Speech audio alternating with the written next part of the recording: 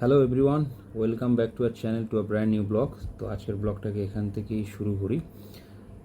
আজকে হচ্ছে একটা বিশেষ দিন, সেটা হচ্ছে রাধা অষ্টমী।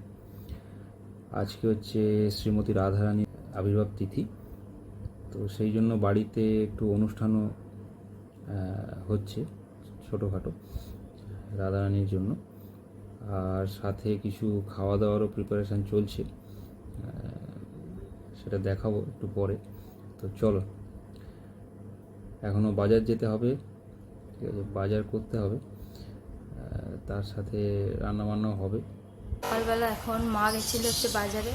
এই যে কি বাজার করলে?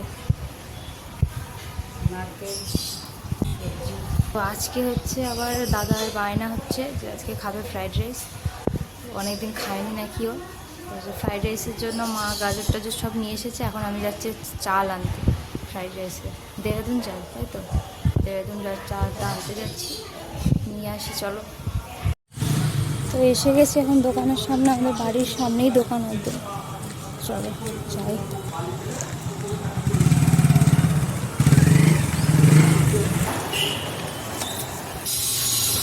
দেহরাদুন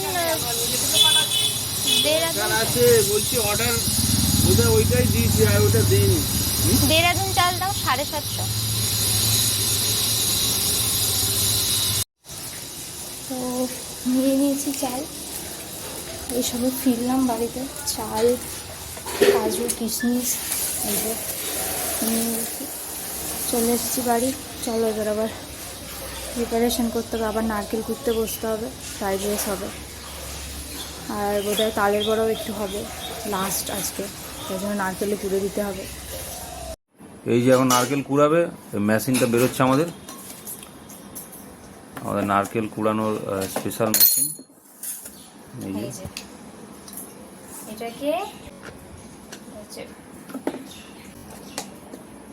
ঠিক আছে, এই যে বেরিয়েছে, আর ওপাশের ওইটা যেটা দিয়ে ঘোরাতে হয়, এটা দিয়ে লাগিয়ে দিতে হবে, স্ক্রু টাইপের যেটা লাগিয়ে দিতে হবে।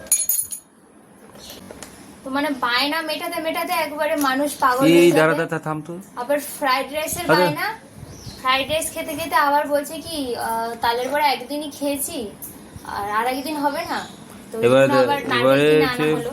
এবার ওই যে মেশিনটা রেডি হয়ে গেছে, এবার ওই মেশিনটা হচ্ছে নিচে হচ্ছে এয়ার লক করে হচ্ছে ওইটা ওরকম বসে যাবে, ওইখানে এই যে এটা এরকম চেপে বসে দিলে এবারে মাটির সাথে ওটা একদম শক্ত করে ধরে নেবে। কিন্তু জল এই যে বসে গেছে, জল পেয়ে গেলে আর বসবে না। নিচে হচ্ছে ওই নিচের পোর্শনটাকে হচ্ছে ওই শুকনো রাখতে হবে, ড্রাই থাকলে কি হবে, তা ওই এয়ারটাকে ভালো করে লক করতে পারবে। দিয়ে এখন বসে গেছে, এবার নাড়িয়ে দেখা ওটা নড়ছে কিনা দেখি দাও।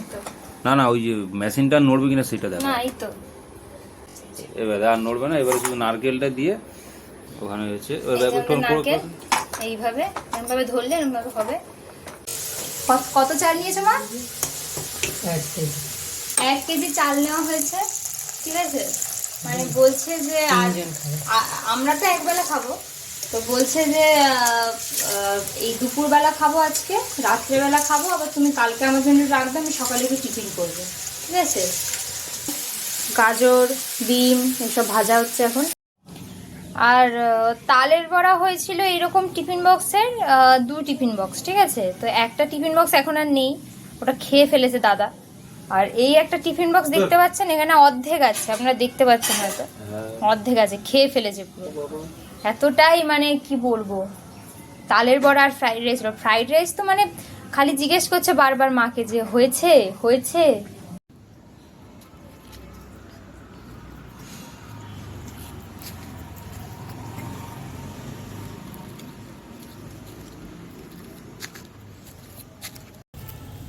তো এই খাওয়া দাওয়ার মধ্যে আমার একবার বেরোতে হয়েছে, একটু ব্যাংকে যাচ্ছি, ব্যাংকে কিছু টাকা একটু ডিপোজিট করতে হবে, সেই জন্য বেরিয়েছি। ওয়েদারটাও খারাপ, খুব একটা ভালো নয় ওয়েদার, যাচ্ছি তো কাছাকাছি রয়েছে।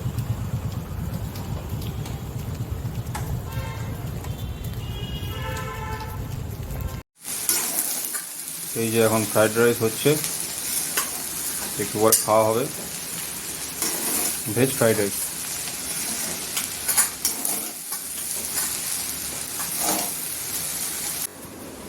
আর এই যে এখন হচ্ছে স্যালাড, তার সাথে খাওয়া হবে। এই যে লেবুটা দি, লেবু লেবু দিবি। ওরা রান্নার কাজটা করছে আর আমি করছি এখন ব্লগ এডিটিং। এই যে ব্লগ এডিট চলছে এখন। তো চুলটা ছোটো হয়ে গেছে, যাই হোক। তো ব্লগ এডিটটা করে নিয়ে তারপরে লাঞ্চে বসবো।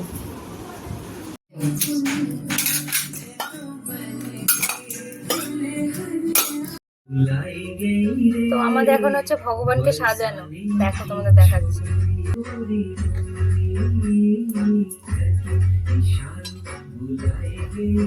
এই যে আমাদের রাধা রানী।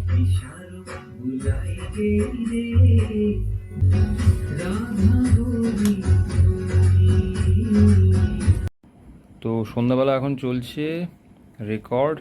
এই যে পিয়ানো আছে, ওদিকে রেকর্ডিং চলছে ল্যাপটপে।